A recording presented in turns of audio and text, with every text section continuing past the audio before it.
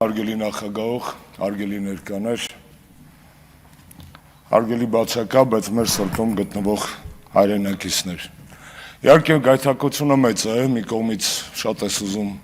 եւ ես կիսում եմ բոլոր այն էմոցիոնալ շեշտադրումներով, անկեղծ ելույթները, որոնք այստեղից հնչեցին, մյուս կողմից էմոցիաների մեջ պետք է չմոռանալ նաեւ աշխատանքը եւ հասկանալ, թե բոլորս միասին ինչպես ենք մոտեցնում այն օրը, որ այս մարդկանց նկարները վերածվեն իրենց ֆիզիկական ներկայության։ Իհարկե, վաղուց այս դահլիճի այս հատվածում այսպիսի պատկառելի մարդիկ չեն նստել։ Այս մարդկանց նկարները շատ ավելի հնչեղ են, շատ ավելի հայրենասեր, քան 2-3 շաբաթը մեկ այդ բազկաթոռներում նստող մարդկային քաղաքական զանգվածը։ Ինչևէ, ես փորձեմ խոսել նաև գործնական առաջարկությունների լեզվով, որովհետև այո, երբեմն երկիրը Հայաստանը, որ թանգարան էր բաց երկնքի տակ, այսօր բանտ է բաց երկնքի տակ։ Եվ մենք ճմրթվում ենք, նեղվում ենք, ջղայնանում ու հայոյում ենք անարդարությունից, որովհետև անարդար է, որ այս ամեն ինչը դեռևս մեզ հետ կատարվում է, եւ անարդար է, որ այն մարդիկ, ովքեր այս ամենը բերել են մեր գլխին, դեռևս իրենց առնվազն քաղաքական պատիժը այն է, իշխանազրկումը չեն ստացել, էլ չեմ ասում իրավական եւ Աստծո պատժի մասին։ Հարգելի ներկաներ, բոլոր այն մարդիկ, ովքեր մեզ այսօր հետևում են, մարդկանց անտարբերությունը եւ լռությունը այո ծնում է քաղբանտարկյալներ։ Ինչ ճիշտ հասկացեք, այստեղ որևէ անձնական պատմություններ չեն։ Քաղբանտարկյալները անձնական պատմություններ են եւ անձնական պատմություններ չեն։ Ընտանեկան են, այո, մարդիկ կամ բարեկամներ եմ տեսնում, բայց դա երկրի պատմություն է, երկրի քաղաքական ողբերգություն է։ Եվ այո, ամեն մի անձնական ընտանեկան պատմության հետևում կա երկիր եւ այդ երկրի դարդը, այդ երկրի խնդրեմը, այդ երկրի հիվանդությունը։ Երբեմն տարբեր թվեր ենք ասում, ինչքան քաղբանտարկյալ կա երկրում։ 20 ենք ասում, 30 ենք ասում, 40, 60 արդեն, բայց քաղբանտարկյալները միայն ստատիստիկա չեն, նրանք ճակատագիր են, թեպետ վատ է, որ մենք մինչև հիմա չգիտենք այդ մարդկանց թիվը, վատ է, որ չգիտենք թիվը, ու չգիտենք ոչ թե նրա համար, որ այդ մարդկանց չգիտենք, այլ չգիտենք, որովհետև որևէ մեկը դեռևս կառույց անհատ, որը կվայելի բոլոր ամբողջ քաղաքական հասարակական դաշտի վստահությունը, չի նստել ու չի հաշվել ու չի սահմանել քաղբանտարկյալների քանակը, ովքեր են այդ մարդիկ։ Այո, դեռևս խաղում ենք ընդդիմության դաշտում svoi-chuzhoi խաղը։ Վայ ես իմ քաղբանտարկյալն է, վայ իմ քաղբանտարկյալը չի։ Լուսաբանման մեջ ենք խաղում, խոսույթի մեջ ենք խաղում։ Կներեք անգամ այստեղ այսօր մի քիչ խաղացինք։ Դրա համար ես անուններ չեմ տալու։ Հասկանում եմ բոլորի անունը տալ հնարավոր չի, բայց դա էլ ճիշտ չի, երբ որ ընդդիմության հասարակական քաղաքական դաշտում այդ բաժանումը քաղբանտարկյալների գոյությունը միստ սիլենե չի էլի, որ մարդը իր սրտի սիրած բանեն կամ նախընտրած քաղբանտարկյալին ընտրի, ասի էս է իմ քաղբանտարկյալը։ Այսպես է ցավոք սրտի, եւ այս բոլոր հարցերը գուցե տհաճ են, բայց պետքա բարձրաձայնվեն։ Հաջորդ ասելիքս, այո, այս քաղբանտարկյալների գոյությունը անձնական պատմություններ չեն միայն, նրանք նաև քաղաքական հիվանդության ախտորոշում են։ Օրերս կարդացի, որ 20 օր բանտախցում հասկացրած Ֆրանսիայի նախկին նախագահ Նիկոլա Սարկոզին գիրք է գրել իր 20 օրվա բանտային կյանքի մասին։ Ողջ հարգանքով Ֆրանսիայի նախկին նախագահի հանդեպ շատ անձնական մեծ համակրանքով, բայց պատկերացնում եք, եթե Մամիկոն Ասլանյանը իր 27 տարվա մասին գրեր, վայնայի միր էր լինելու, կամ որևէ մեկ այսօր, կամ մենք այս խնդիրների մասին դեռ մշակույթ չենք ձևավորել խոսելու, շատ պարզ, որովհետև դահլիճում նստած 90%-ը գուցե չի անցել քաղաքացիական հասարակության ժողովրդավարական ինստիտուտների այն տրեյնինգները, կլոր սեղանները, սեմինարները, որ մինչև 18 թիվ այն լավ ռեստորանի մենյուի նման երկրում կար, կարող էիր ընտրել քո սրտի տրեյնինգը, քո սրտի round table-ը, քո սրտի NGO-ն, քո սրտի հիմնադրամը, որը քեզ կֆինանսավորի։ Չենք անցել, չգիտենք ոնց է պետք անել, բայց դժվար չի դա սովորելը, որովհետև այո, քաղաքական բանտարկյալների ազատության համար պայքարը ունի մշակված դասական գործիքակազմ, եւ ես ուրախ եմ տեսնել այստեղ նաեւ հասարակական մի շարք կազմակերպությունների ներկայացուցիչներին, փաստաբաններին, որոնք այդ գործիքակազմին շատ լավ տիրապետում են։ Խոսում ենք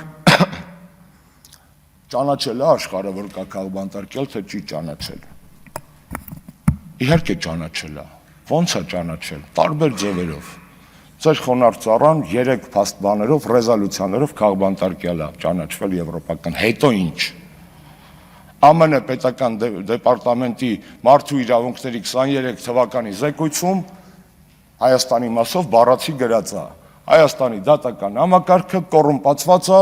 կախյալ է եւ քաղաքականացված։ Հա, չի գրած, որ կա քաղբանտարկյալ, բայց լոգիկա է, չէ՞, եթե դատարանը քաղաքականացված է, իր որոշումները քաղաքական են, այդ թվում կալանքները կնականհայտ է, որ այո, չկա այդ ուղիղ հիշատակումը։ Ինչպես կասեին գեղեցիկ աղջիկները, որոնք փորձում են ռուսերեն սովորել, աբիդնի է, որ չկա։ Բայց ինչ, հանգստանանք դրանով, ոչ։ ԵԱՀԿ խորհրդարանական վեաժողովը նշանակել է 2022 թվականին հատուկ զեկուցող քաղբանտարկյալների գծով։ ԵԱՀԿ տարածքում 57 երկրներում։ Խաբար ենք դրա մասին։ Գուցե տեսական։ Դիմել ենք երբևէ։ Չէ, ես չէ։ Եթե որևէ մեկը դիմել է, մունաթս հանում եմ։ Բայց այդ մարդը ԱՄՆ սենատորայի դեպ ամեն տարի զեկույց է գրում։ Զեկույց է գրում է Ռուսաստան, Բելարուս, Ռուսաստան, Բելարուս, դաժե Ադրբեջան գրած չի։ Իսկ կարող ենք իրան բզենք։ Օրինակ այսօրվա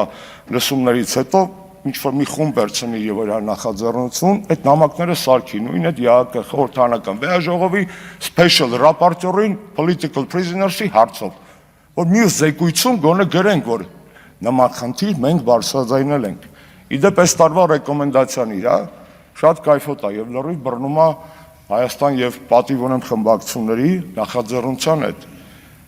ԵԱՀԿ տարածքի երկրների համար հետեւյալ ռեկոմենդացիան է տվել այդ հիմնական զեկուցողը քաղբանտարկյալների կներեք, բայց կարդամ։ ԵԱՀԿ տարածքում խորհրդարանները պետք է ընդունեն բանաձևեր քաղաքական բանտարկյալների մասին։